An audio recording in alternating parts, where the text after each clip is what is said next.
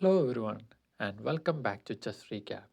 Today we are diving into a thrilling encounter from the Sinquefield Cup between Gukesh and Nepomniachtchi.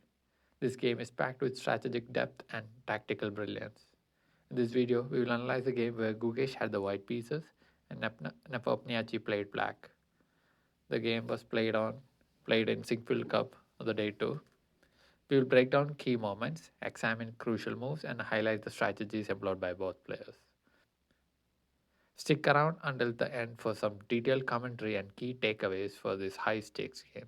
If you enjoyed the video, don't forget to like, subscribe, and hit the bell icon so you never miss an update.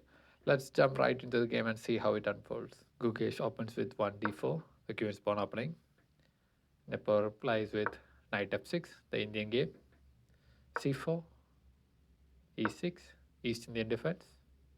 g3, now it transforms into a Catalan opening.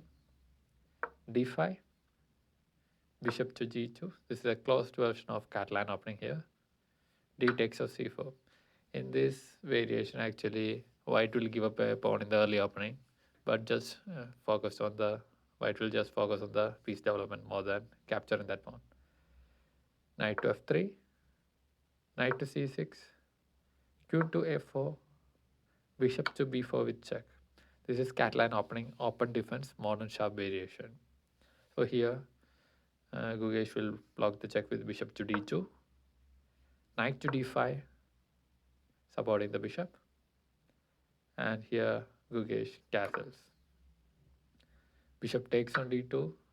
Here, Gukesh will recapture the bishop with knight on f takes on d2 instead of knight on b. And now Nepo castles, e3, e5, queen to b5, knight to f6, d takes on e5, a6, queen takes on c4, knight takes on e5, attacking the queen, queen moves to c2, c6, knight to c3, a5, rook on a to d1, queen to e7, h3, bishop to e6,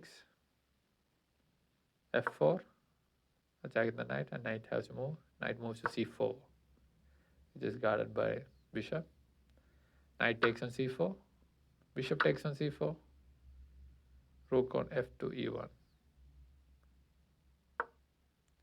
b5, e4, rook on a to d8, b3, kicking away the bishop.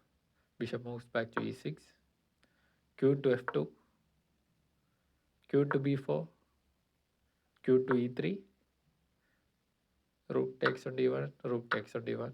A pair of rooks have been traded off. Rooks move to e8, g4, h6, queen to d4, queen takes on d4 with check, rook takes on d4. So queens have also been traded off. c5, rook to d2, c4, b takes on c4, bishop takes on c4, e5, kicking away the knight. And here, Nepo ignores the threat and pushes b4. So Gukesh is threatening Nepo's knight, and Nepo is doing the same on the other side of the board. Knight moves to a4, and here, instead of moving the knight, Nepo moves bishop back to b5, threatening that knight again. And knight moves to c5 now.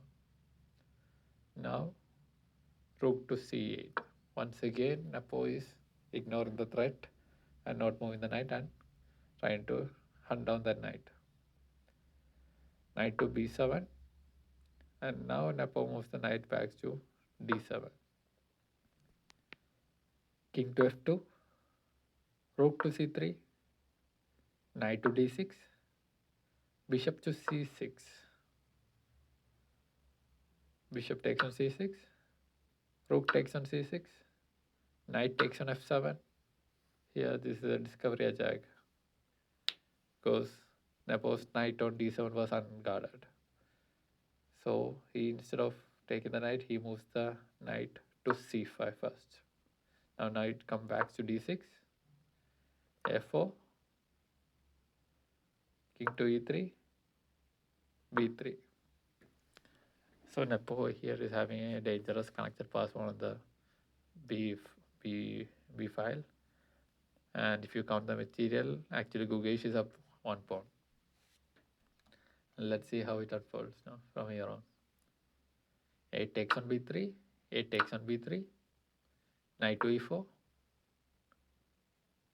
knight to a4, not going for the knight trade, rook to d8 with check, king to f7, rook to b8, trying to put the rook behind the pawn to prevent promotion, b2, now the pawn is guarded by the knight on a4, rook to b7 with check, king to f8, knight to d2, rook to b6, offering a rook trade and not allowing Gukesh rook to keep an eye on that pawn. Rook takes on b6, knight takes on b6, king to d4, king to e7, f5, knight to d7, h4, king to e8, g5, h takes on g5, h takes on g5, g6, f takes on g6, knight to f8, g7, knight to e6 with check, king to c3, king to f7, king takes on b2, knight takes on g5, king to c3, king takes on g7, king to d4, knight to f7, knight to e4, and knight takes on e5. He gives up a knight, and king takes on e5, and the game ended in a draw. Here, king and knight cannot win against a king. There's no way he can checkmate. So this is a non-draw position.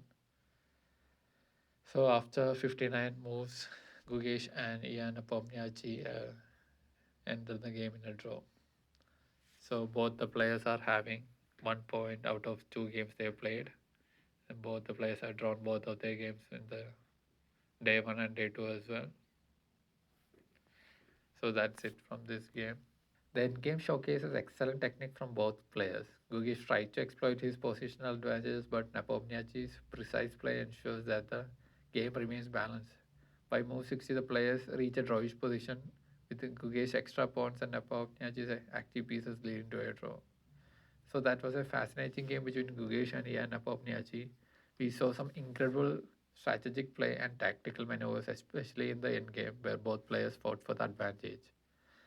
I would love to hear your thoughts on the game. What was your favorite moment? Or is there any another game you would like to see analyzed next? If you enjoyed this video, please give it a thumbs up and consider subscribing for more chess content. Thanks for watching, and I will see you in the next one. Until next time, keep playing and keep learning. Bye bye.